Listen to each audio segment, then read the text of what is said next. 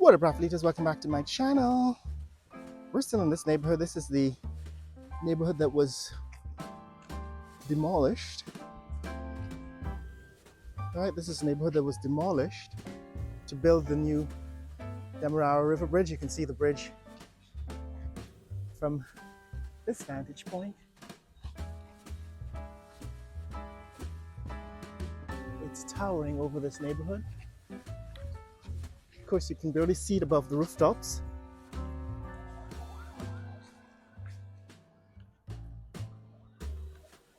Yeah, you can barely see it above those rooftops. However,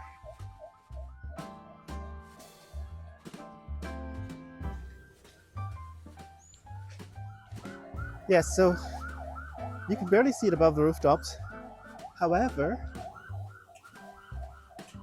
as you turn, as you move further away, right, as you turn and you move further away, the more you can see of the bridge. Now we are in one of the back streets, right, we're in one of the back streets here in Peters Hall. And we're gonna have to go back out to the public road to see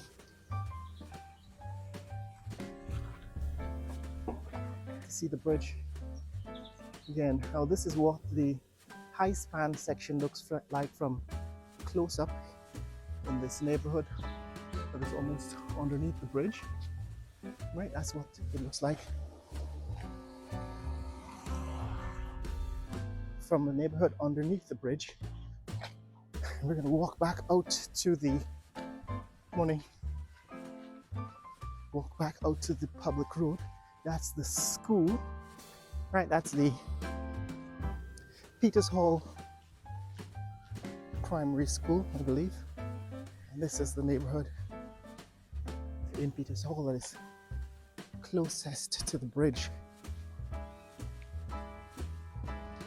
Now, the last time we were here, 2 weeks ago, it seemed as if the bridge would be completed. That is the connection between the high span section and the ramp section would be joined in about a week. But it's been 2 weeks and that gap has not been closed, which suggests to me that it's probably a much more complex operation to close that gap. That is the construction of the spans close to the high span section. Again, you can see it from here. Bridge you can see from here. The construction of those spans close to the high span section probably requires some more construction details. Morning.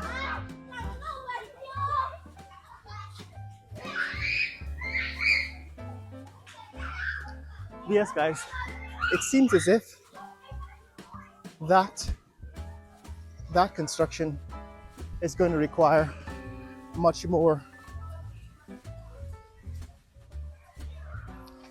complex work than it normally does, which is the only reason I can think of why it's taking longer than usual to close that gap.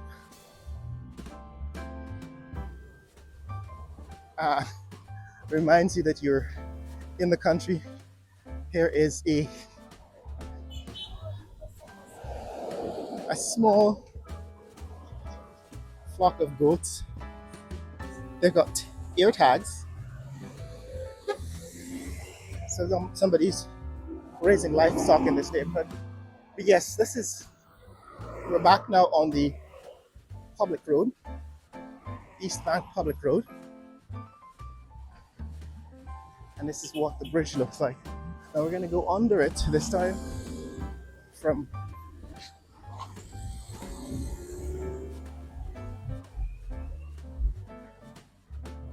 moving from Peters Hall to Providence, so you can get that experience again from going onto the bridge.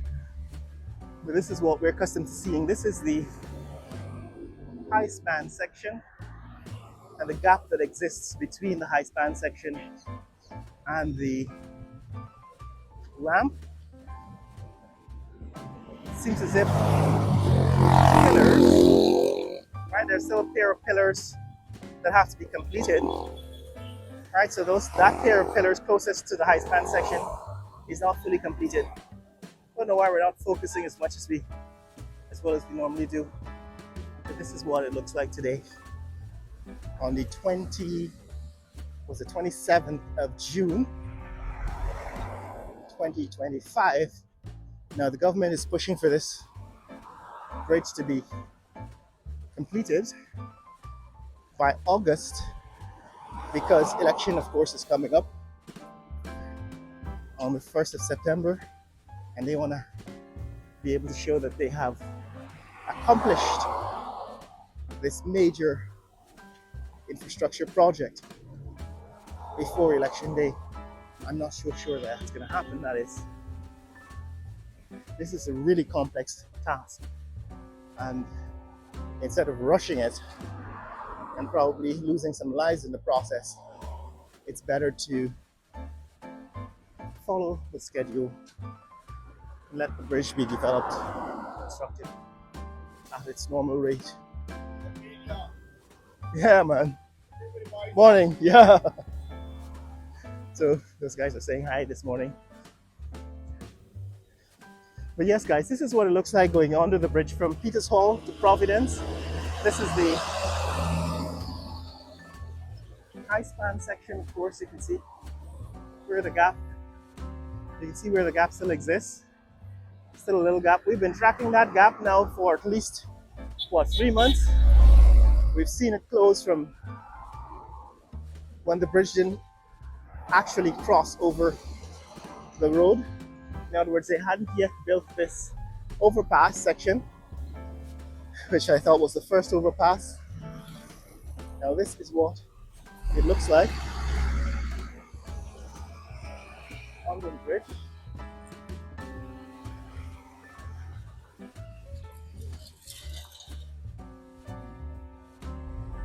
This is what it looks like under the bridge.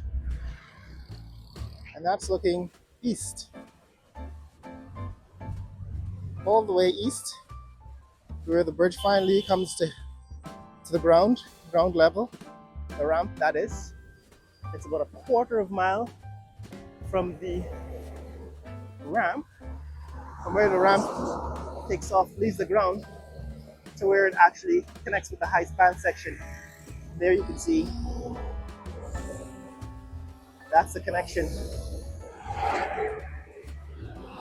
Now I used to guess, I kept guessing in the last several months, trying to guess when it will be completed. And I have to admit, it's not possible to predict anymore. But they are removing, for example, there was a covered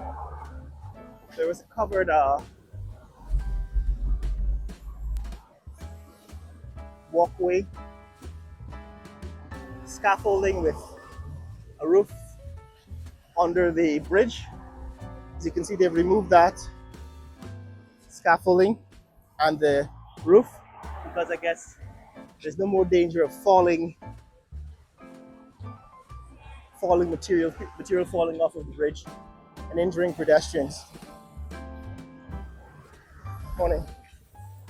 So this is what it looks like from Providence. We're now crossing into the village of Providence, and that's what it looks like. That's what the bridge looks like from Providence on Friday, the 27th. All right, Friday the 27th of June 2025. You can see the curve now. It's quite clear. You can see the curve in the bridge as it advances, as the ramp gets closer to the high span section. You can see the curve becomes more evident. But this is what it looks like here in Providence. Clearly, it's a lot closer to completion, but visibly, it seems as if it's almost the same as it was 2 weeks ago, because that gap still exists. I guess I expected the gap to close. But your guess now is as good as mine. When do you think they'll close this gap? My prediction is that they should have taken no more than 2 weeks or 3 weeks to close it. But I think it might be a much more complex task than I am anticipating or I am imagining. And therefore, I have no idea when those gaps will be completely closed. But clearly, they're making progress. And as usual, the bridge dominates this neighborhood. It is the most massive structure in this neighborhood. Quite frankly, it's probably the most massive structure in Guyana at this point. It's the most massive infrastructure project in Guyana. Now, officially costing about 260 billion US dollars in loans from Chinese government. Right, so the government of Guyana has borrowed $260 million. That's the official number.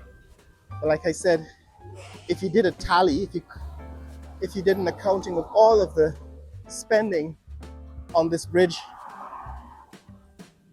the approach roads, the neighborhoods that had to be demolished and acquired by government using eminent domain and compensating residents for their property, and even the construction at Heroes Highway that now has to be completed to join the Heroes Highway and build on-ramps to the bridge. If you make all those calculations, you add them, I think the cost of this bridge is in excess of $1 billion US. But we're going to wait for the official numbers to come out.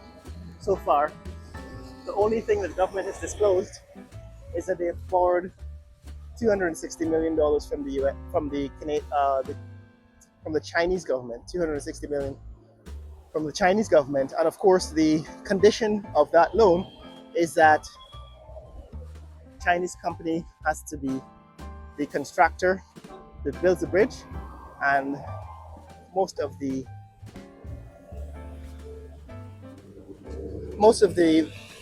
workers on the bridge are Chinese nationals.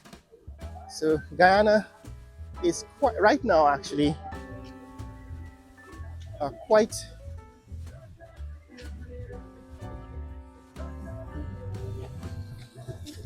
full of Chinese and Indian nationals working on various projects by their governments. Now this is, of course, this is what they're doing here at Providence. We're putting up a fence around this section of land that allows me to come and take a look at the bridge from this vantage point. Thought I'd also take a look at it from the parking lot at Amazonia Mall. But yeah, like I said, the condition of the loan to construct this bridge is that the contractor be Chinese. In fact, I think the arrangement is that when they place the bid, when the contractor placed the bid to construct the bridge, part of the contract was that they secure the loan from their government. And that is how I think these construction projects are now working. That the contractor, the contractor comes with his own financing.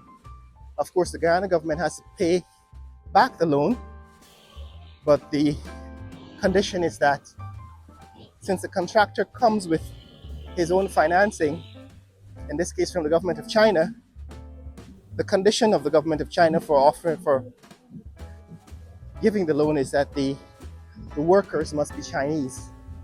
And that's also what happened with the construction of the East Coast Bypass Road, where the contractor is India.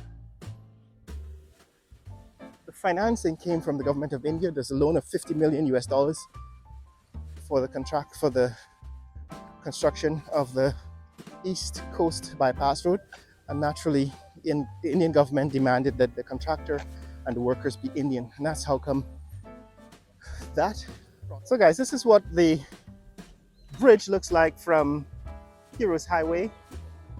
Not Heroes Highway, from the parking lot at Amazonia Mall. This is what the bridge looks like from the parking lot at Amazonia Mall. All right, this is the high span section and the ramp leading up to the high span section. This is Amazonia Mall on a Friday morning. It's about 8:30, I believe, maybe closer to 9, because I've been walking here for quite some time. That is the stadium, the cricket stadium at Providence. Right, and that's the mall. And we're in the parking lot. That's the old Cacique Hotel that was not completed. And that's the Ramada Hotel. But what's interesting is behind and between the hotel, you can see sections of the bridge peeking out from behind the hotel. And of course, on the other side of the Cacique's Hotel, you can see the bridge. But that's the condition, that is the state of play on June 27th, 2025. Tell me what you think, guys. Do you think this bridge is going to be completed for August? My guess is that even if they manage to complete this bridge in August, the ramp and the access roads are probably still going to be under construction. But this is what it looks like now at the end of June. Share this video with friends and family around the world. Let people know what's happening in the fastest growing country in the world, Guyana. Later!